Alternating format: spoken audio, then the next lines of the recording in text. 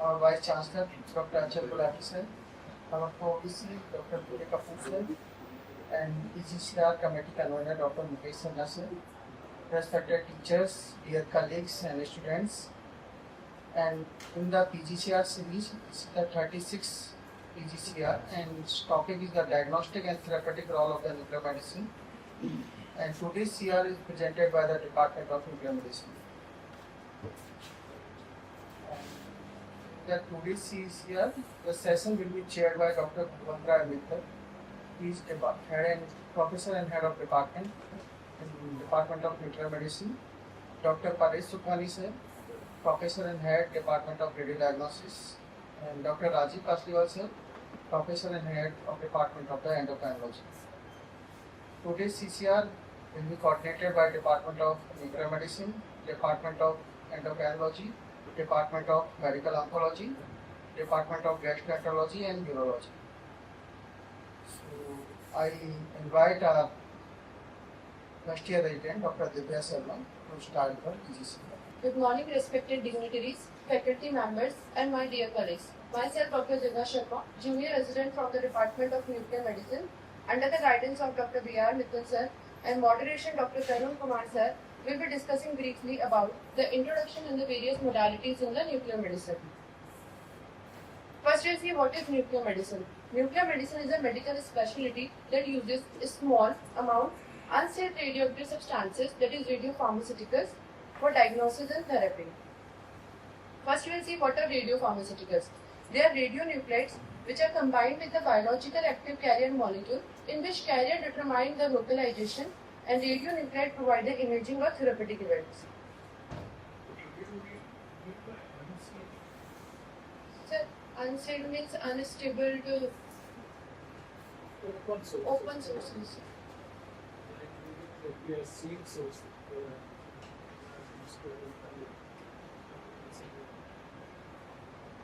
Uses different type of radiation for diagnosis and therapeutic purpose, like for diagnosis, gamma and beta plus positron for imaging for SPECT and PET respectively, and alpha and beta minus for the therapeutic purpose. How nuclear medicine is different from the radio diagnosis? In radiology, the source of radiation is from the external. Radiation passes through the body, create the transmission images which provide the anatomical information. In nuclear medicine, the radio tracer is administered to the patient. The radiation is from within the body which create the emission images and provide the functional information. We use different type of radionuclides. The most common radionuclides used in diagnostic purpose are technetium-99m, F18 and gallium-68. For the therapeutic purpose, iodine-131 and lutetium-177. This slide gives a brief overview of the various modalities used in the nuclear medicine department for the diagnosis and therapeutic purpose. For the diagnostic, we have planar scintigraphy, SPECT, PET, and hybrid imaging like PET-CT or PET-MRI, and a specialized imaging technique. The planar scintigraphy is the 2D images, all other are the 3D imaging. In therapeutic modalities, we have the targeted radionuclide therapy and answered source therapy. Each of these modalities will be discussed in detail in the subsequent slides. First, we'll see briefly about the PET-CT, which is positron emitting tomography. We have two PET-CT systems in our department right now in SRCC building, one in NX building. There are different type of whole body PET-CT scans like 18F FDG for oncology and for non-oncological purpose like for infection, inflammation in cardiology and neurology. Sodium chloride for skeletal imaging, F-DOPA for neuroendocrine and movement disorder, DOTA-TET-NOC for neuroendocrine tumor, Trivexin for the head and neck cancer, and FAPI for the signature and mucinous GI malignancy, and amyloid and tau for Alzheimer and neurodegenerative disorder. Most commonly, we are using in our department 18F FDG PET-CT. These are maximum intensity projection or MIP images obtained using different type of tracer. Each tracer has a different biological pathway. As we can see in the FDG, there is a high physiological uptake in the brain. The FAPI has a low physiological uptake, that is for better for the tumor background ratio, and the PSM has a high uptake in the salivary and the lacrimal gland. DOTA has a high uptake in the pituitary gland. Can I do one small suggestion? Get into the habit of not using just acronyms, get into the habit of saying the full name. Believe me, at times it happens when you ask in the examination to the resident what does a PET scan stand for, let me tell you, almost 30 to 40% at that time, 40 to 40 PET scan. So get into the habit of saying full name. Okay? Yes. It may be a routine for you, but there are other reasons also. First, we'll see briefly about the 18F FDG positron emitting tomography, in which FDG is a fluoro-2-deoxy-D-glucose, and 18F is a radionuclide which is cyclotron produced, which has a half-life of 110 minutes. So now we don't have in-house cyclotron facility, and the 18F FDG has approximately 2-hour half-life. So we prefer patient to be referred as early in the morning, so the optimum use of radiotracer will be utilized. Then we'll see the mechanism of uptake. As we know, the cancer cells are actively replicating cells. They require high energy. For that, they require glucose. So malignant cells have the high GLUT receptor for the uptake of glucose. As we can see in this diagram, the malignant cells have the high glucose uptake as compared to normal cells. Then there is an increased hexokinase 2 activity, which lead to more phosphorylation. Unlike glucose 6-phosphate, FDG 6-phosphate cannot go for further metabolism, get trapped inside the malignant cells, which can be detected on the PET imaging. This slide gives the overview of the working principle of the PET-CT, in which the patient administered with the radiotracer, that is FDG. Distribution takes place through the blood, and there is an uptake time of 45 to 60 minutes, after which the coincidence detection was made on the PET-CT ring detector, and the data is acquired and 3D images are reconstructed. There are some patient preparation required for the FDG PET-CT. The fasting instruction for 4 to 6 hours before the tracer injection, and breastfeeding should be stopped for 8 to 12 hours after the scan. Only one investigation is required, that is serum creatinine. These are the radiopharmaceutical dose for the adult and the pediatric patient. Absolute contraindication is only one, that is a pregnant female. At any level of the serum creatinine, we can perform the PET with non-contrast CT. So I think it might be appropriate to mention that if the blood sugars are very high, then you get a false test and you can't do the test, Yes. right? Now I would like to invite Dr. Rana to discuss briefly about the role of 18 FDG PET-CT in oncology. Thank you, Divya. Good morning, dignitaries, teachers, my dear colleagues and juniors. Today we'll see the role of FDG PET-CT in the medical oncology department. So these are the various applications of PET-CT in oncology department, that is detection of occult malignancy, staging of cancer, treatment response assessment, radiation therapy planning, prognostic information, and guiding for biopsy and surgery. The application of PET-CT will be illustrated using different clinical case scenarios. Moving on to case 1. So a 35-year-old female patient presented with lump in left breast. On histopathological examination, biopsy from left breast lesion was suggestive of invasive ductal carcinoma. And for staging workup, PET-CT was requested. So on the left, we can see the MIP images showing multiple focal hotspot in the left hemithorax region.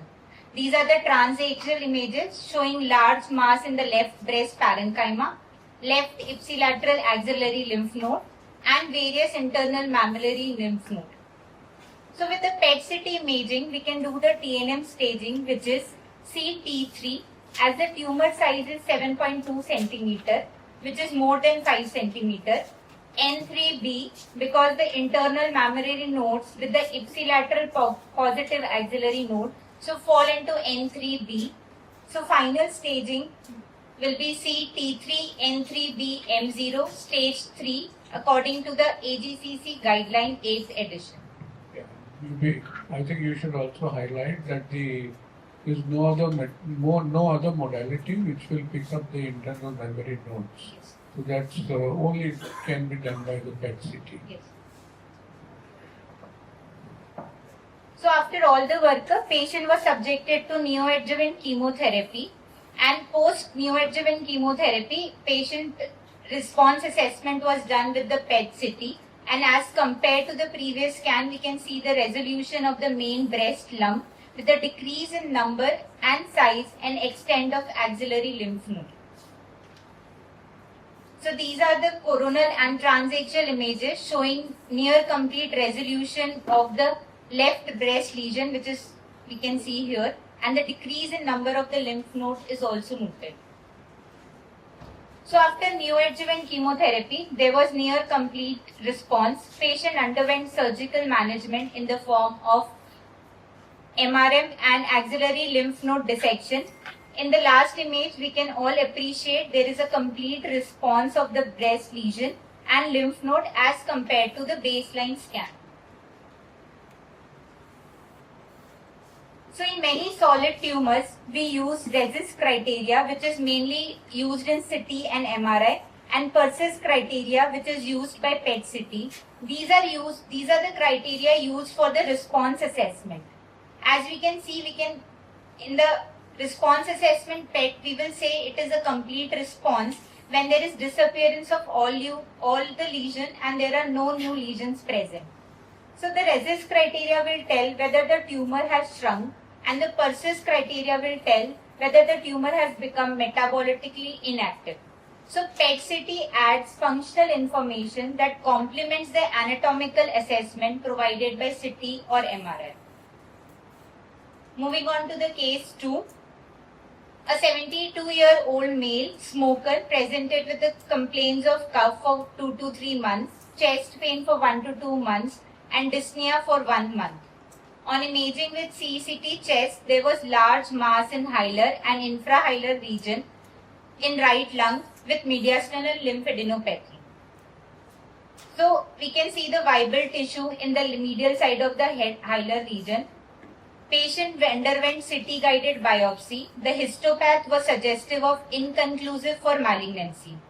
Due to the inability to accurately target the pathological lesion on CT scan, we requested to patient to undergo PET-CT scan.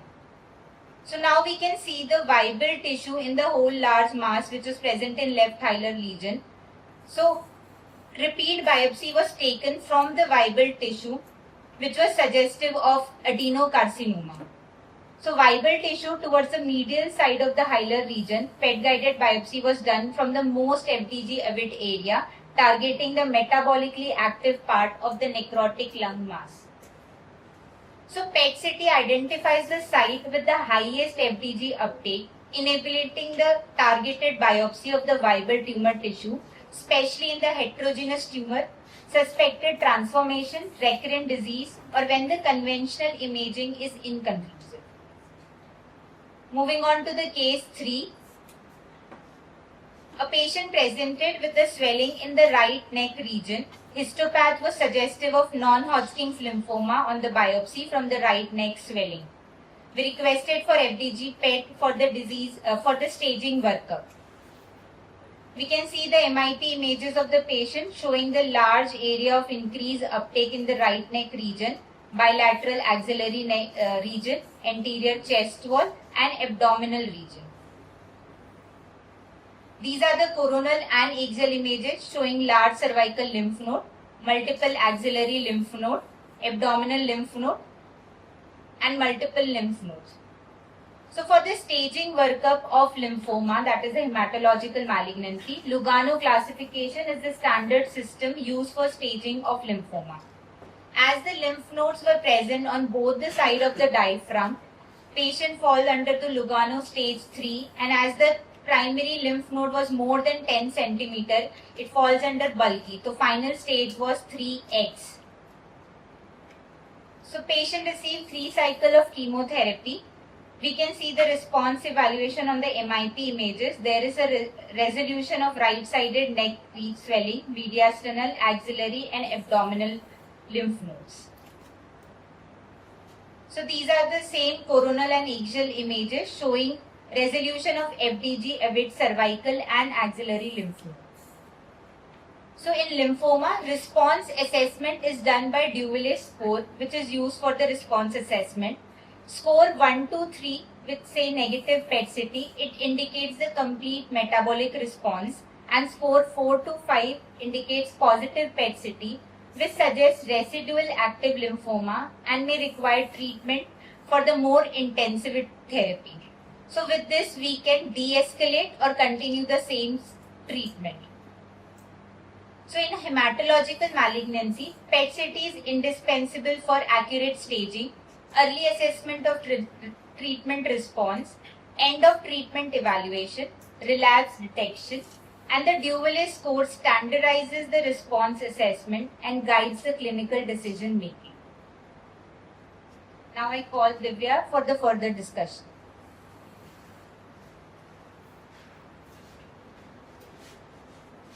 Thank you, Dr. Rana. As that we have discussed the clinical utility of FDG PET-CT, now we'll see further about the PSMA and DOTA-NOC PET-CT. Gallium-68 PSMA PET-CT, in which PSMA is a prostate-specific mammalian antigen. Gallium-68 is a radionuclide which is generator produced and has a half-life of 68 minutes.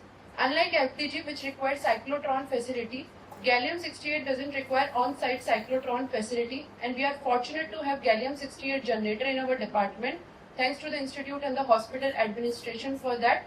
So we can plan and perform the scan at any time according to the patient requirement. PSMA PET-CT indicated in the prostate cancer, and to see the residual disease in the brain tumor based on neovascularization, no any patient preparation is required. This diagram shows the PSMA uptake in the prostate cancer cells, as there are PSMA receptor increased on the prostate cancer cells, and by the endocytosis, the PSMA uptake takes place. Let us review the clinical utility of PSMA PET-CT by one case, that is case of prostate carcinoma. A 71-year-old male presented with lower urinary tract symptoms.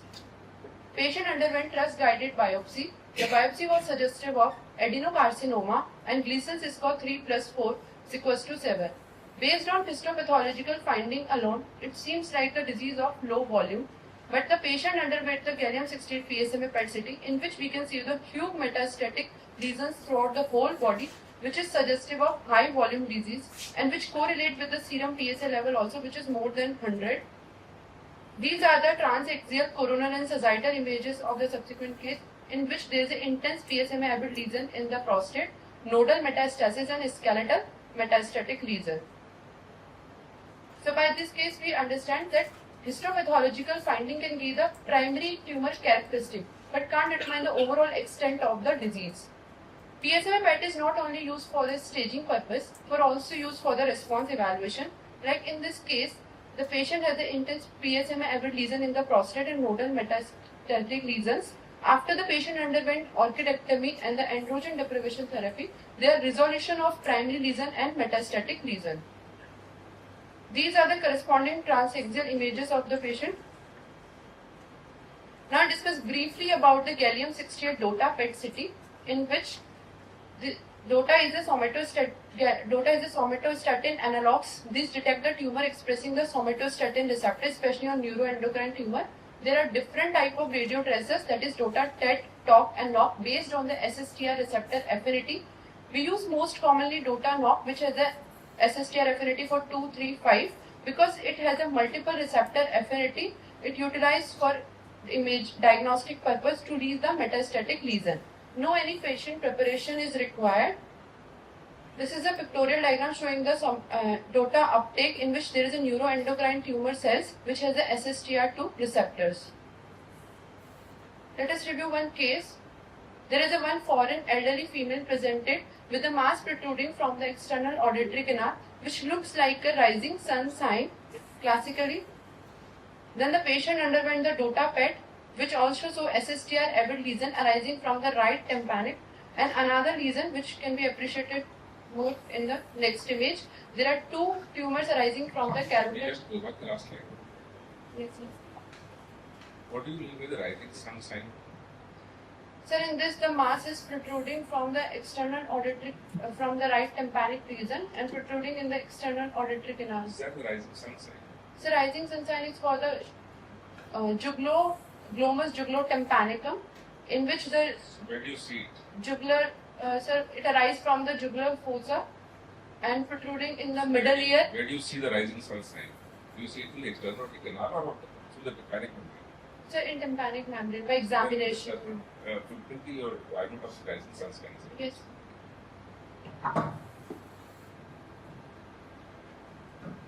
These are the next corresponding images in which there are two tumors at the carotid artery bifurcation level. So in this case, DOTA PET help to assess the multifocal focality of the disease. As we have discussed briefly about the PET-CT, now we'll see the use of the single photon emission computer tomography, that is a SPECT in the nuclear medicine. We have dual head gamma camera with SPECT in our system, in our department. There are different type of single photon emission computer tomography and planar scintigraphy imaging. This slide gives the brief overview of different type of SPECT imaging, like skeletal imaging done for the skeletal mets, occult fracture, osteomyelitis, renal imaging for the GFR, for the differential function of the kidney, renal perfusion, lymphatic imaging for the lymphoscintigraphy, HIDA for the gallbladder function, any biliary obstruction, gastrointestinal in which we do gastric emptying, staining and GI bleeding. In endocrine we do thyroid scintigraphy, iodine 131 whole body scan and parathyroid scintigraphy.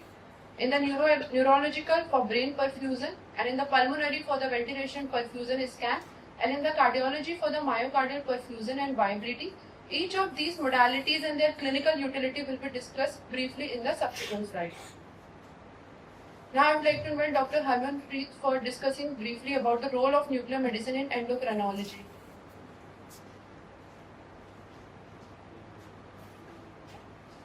Thank you, Dr. Teria. Good morning to all the respected dignitaries, faculty members, and colleagues.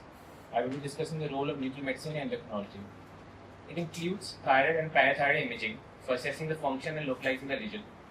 Iodine 131 whole body scan is used for thyroid cancer surveillance, and bone scan is used for detecting the skeletal mets and metabolic bone diseases. It also plays an important role in diagnosis and providing target treatment for patients with pheocytoplasma, paragangliomas, and neuroendocrine tumors. Now let's see the clinical application with a case. This is a 32-year-old active smoker presenting a bilateral eye protrusion for 9 months, along with history of weight loss, palpitation, sweating, and ghrelin for 6 months. On examination, he had tachycardia, mildly raised blood pressure, and warm, moist palms and fine tremors. Clinically, this is suggestive of thyrotoxicosis with thyroid eye disease and goiter. On further thyroid examination, he had a diffuse grade 2, soft, non-tender goiter with bilateral proptosis, lid retraction and lid lag. Eye movements were normal in all the quadrants with clinical active score 2/7. Ultrasound showed a diffuse thyroid enlargement with hypercoid ecotexture with biochemically with thyroid function test confirming thyrotoxicosis. Hence, we proceeded with technetium-99 for technet scan to assess the uptake pattern. Before discussing the case scan, this is a normal technetium-99 per technet thyroid scan. Both thyroid lobes shows a uniform symmetrical tracer uptake with normal visualization of the salivary glands. The total uptake lies within a normal range of 0.5 to 4%, indicating a normal thyroid function. The uptake takes place through sodium iodide importer present in the thyroid follicle cells. In this scan, the thyroid uptake was 2%, which falls between the normal range of 0.5 to 4%. Now coming back to our scan, it shows a diffusely increased uptake in both the thyroid lobes, with total uptake was exceeding 7.6%, which was above the normal range. This pattern indicates a hyperfunctioning thyroid gland, which is consistent with Graves' hyperthyroidism. Thyroid scintigraphy plays an important role in differentiating patients presenting with clinical and biochemical thyrotoxicosis. In Graves' disease, the thyroid scan shows a diffusely enlarged gland with homogeneous and markedly increased tracer uptake with reduced reduction of salivary gland and background uptake. In contrast, thyroid diabetes shows a absence of minimal tracer uptake in thyroid gland with increased background activity. Another important application of thyroid scintigraphy is functional characterization of thyroid nodules. Scintigraphy helps in determining whether thyroid nodule is functioning or not functioning. A hot or warm nodule shows a focal increased uptake, suggesting of autonomous function seen in toxic adenoma. A cold nodule shows a reduced or absent or requires further affinity and ultrasound risk. Before performing thyroid scintigraphy, proper patient preparation is important. Proper patient preparation includes temporary interruption of breastfeeding, that is 12 to 24 hours prior, withholding thyroid medication as indicated, and avoiding iodine-containing drugs, amiodarone, and recent iodine contrast to ensure accurate scan interpretation. Major indication of a thyroid scintigraphy includes evaluation of thyroid nodules, assessment of hyperthyroidism, thyrotoxicosis, and detection of ectopic thyroid tissue. Now, we will discuss parathyroid scintigraphy with a case. This is a 45-year-old gentleman who presented with abdominal pain, joint pain, left flank pain for past 4 months. Biochemically, he had increased intact parathyroid hormone with increased level of calcium and decreased level of phosphorus, indicating primary hyperparathyroidism. We proceeded with a technetium 99 BP parathyroid scan. Images were obtained at 5, 20, 1 hour and 2 hours. Static images taken at 5 and 20 minutes show the good concentration of radiotracer in the thyroid gland. Delayed static images taken at 60 and 120 minutes show the normal washout tracer from thyroid gland with focal concentration uptake at the level of upper pole of left thyroid lobe, indicating left superior parathyroid edema. Main indication of parathyroid scintigraphy are localization of abnormal parathyroid glands in primary and tertiary hyperparathyroidism, detection of parathyroid hyperplasia in patients with recurrent or persistent hyperparathyroidism after the surgery, and localization of ectopic parathyroid glands. Now I will like to call upon Dr. Devang from the Department of Urology.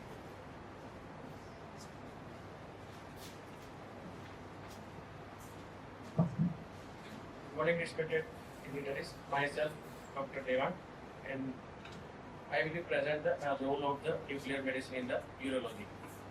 So the DTPA and the EC scan evaluate the renal function and urinary drainage, while the DMSS scan assess the renal cortical integrity and scarring. Both scans are used for detecting the skeletal fats, especially the prostate cancer. PET-CT provides the metabolic imaging for staging and the treatment monitoring. The PSMA PET-CT offers the highly sensitive detection of the prostate cancer and its metastasis. So coming to our case, it's a 14-year-old female came with complaint of intermittent right-sided flank pain for 1 year and episode of fever and chest since 5 days. General physical examination is normal, serum creatinine within normal range. A USG whole abdomen suggestive of right kidney portrait hydronephrosis with dilated renal pelvis, anteroposterior diameter of 31 mm with cortical thinning up to 7 mm. Ureter is not dilated and left kidney is normal. So on further evaluation, an intravenous pneumogram suggestive of the gross dilatation of the right pelvicocholectal system with blunting of phonesis, possibility of the right pelvic junction obstruction. So patient referred to the nuclear medicine for DTPA scan. Before our scan, we see the normal DTPA scan. In renal scintigraphy scans, the images are acquired in a posterior view, making left kidney appear on the left side and right kidney appear over right side itself, in contrast to CT and MRI scans where the left kidney appears on the right side and right kidney appears on the left side. So this graph shows a gradual uptake with maximum uptake around 4 minutes with prompt clearance of the radiotracer from bilateral kidneys. In addition to GFR, we also get a differential function from both kidneys from this. Now coming to our case, the initial perfusion image shows the prompt symmetrical blood flow of both kidneys, indicating the preserved renal vascular supply. The renogram curve reveals a normal uptake and excretion from the left kidney. In contrast to right kidney, it shows a persistent tracer retention with rising renogram curve and absence of significant washout even after the diuretic challenge. These findings are consistent with an obstructive pattern involving right kidney, more likely due to the pelvic junction obstruction. So what are the indications of DTPA scan? It helps to assess the renal function. It helps to detect obstruction. It helps in renal transplant and other uses like recurrent UTI, vesicular reflux and post-operative follow-up. Now coming to the DMSS scan, this DMSS is filtered by the glomerulus and accumulates in the epithelial cells of the proximal convoluted tubules. So there is no need for special preparation, and it helps to assess the renal cortical abnormalities. So this technetium 99 DMSS scan demonstrate the focal cortical photopenic defects present over the upper pole of the left kidney, indicating the left-sided pyelonephritis, and the right kidney shows preserved cortical tracer uptake without any focal defects. Thank you. Now I request Dr. Muskan to present the role of the nuclear medicine in medical gastroenterology. Good morning, respected dignitaries. Myself, Dr. Muskan, I'm going to discuss the role of nuclear medicine and gastroenterology. The role of nuclear medicine and gastroenterology includes investigations like gastric emptying study for assessment of gastroparesis, small bowel transit time, colon transit time to study for constipation, hepatobiliary scintigraphy to assess for gallbladder functions, liver spleen scintigraphy, GI bleed scintigraphy to localize the site of bleeds, Meckel's diverticulum scintigraphy, and oncology PET-CT to diagnose GI malignancies. Coming to the case of it is a case of GI bleed. We had a liver transplant donor. The donation surgery was done in February, and the patient was discharged after 2 to 3 days. On follow-up, the patient presented with complaints of severe blood loss in the form of hematochezia, and the blood loss resulted in significant hemoglobin drop from 14 to 6 gram per deciliter, and patient underwent blood transfusion of 4 to 6 units, but showed no improvement in the hemoglobin levels. For the assessment of the GI bleed, we did upper GI endoscopy, colonoscopy, and also CT angiography was done with no contributory findings. Then the patient was referred to nuclear medicine with complaints of melena and significant anemia, and patient was suspected for GI bleed. Technetium labeled RBC GI bleed scintigraphy scan was performed to assess and localize the site of bleed. So in this scintigraphy, we can see that there's a focal tracer activity in the right mid-abdomen region in the paramedian plane, and it showed progressive movement along the small intestinal loops towards the left iliac fossa region, and continuous progressive movement along the midline towards the right side, extending till the hepatic flexure in span of 30 minutes. These findings were suggestive of significant active bleed from the mid-gut region originating from the proximal mid-jejunal loop, and which suggested active intervention to the vessel, which is superior mesenteric artery, was taken, and the patient stabilized with no active bleed and stabilization of the hemoglobin levels. So the indications of GI bleed scintigraphy in our department is acute GI bleed, where the rate of bleed is more than 0.1 ml per minute, overt bleeding like hematemesis, melena, and hematochezia, and localization of the bleed when endoscopy is negative or non-localizing, and to localize the site of bleeding before angiography or surgery, or if there's any recurrent or obscure bleed, recurrent or intermittent GI bleeding, obscure GI bleeding after negative upper and lower endoscopy. It helps in detection and localization of active bleeding to guide further management. Now to continue discussion, I would like to call Dr. Dhruvi on stage.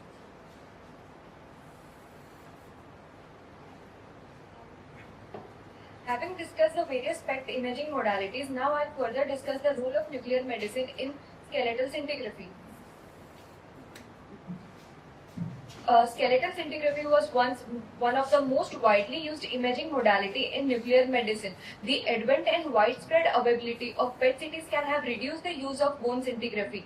But despite the developments, bone scintigraphy continues to be highly sensitive, reliable, and cost-effective investigation for various benign and malignant skeletal disorders as listed here.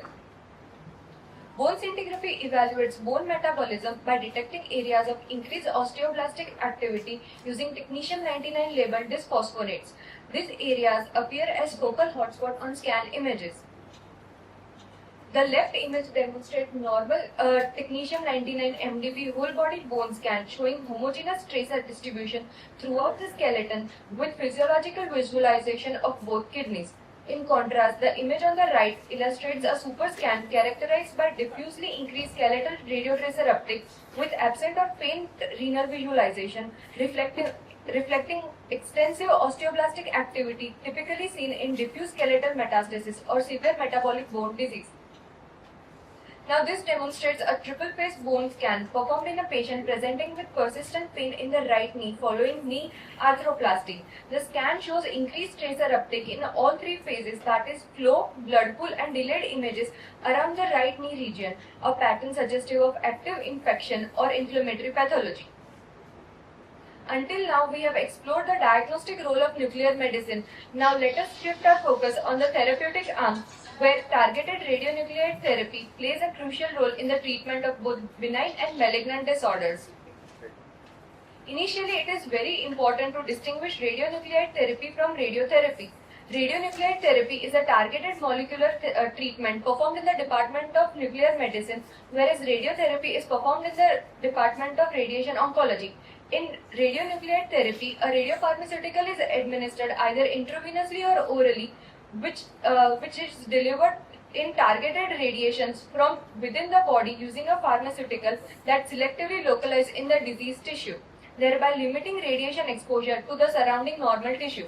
In contrast, radiotherapy delivers a radiation from the external source delivered from outside and resulting in unavoidable irradiation of surrounding tissue. While both achieve therapeutic cell damage, radionuclide therapy is usually completed in one or few sessions, whereas radiotherapy requires multiple treatment fractions in several weeks.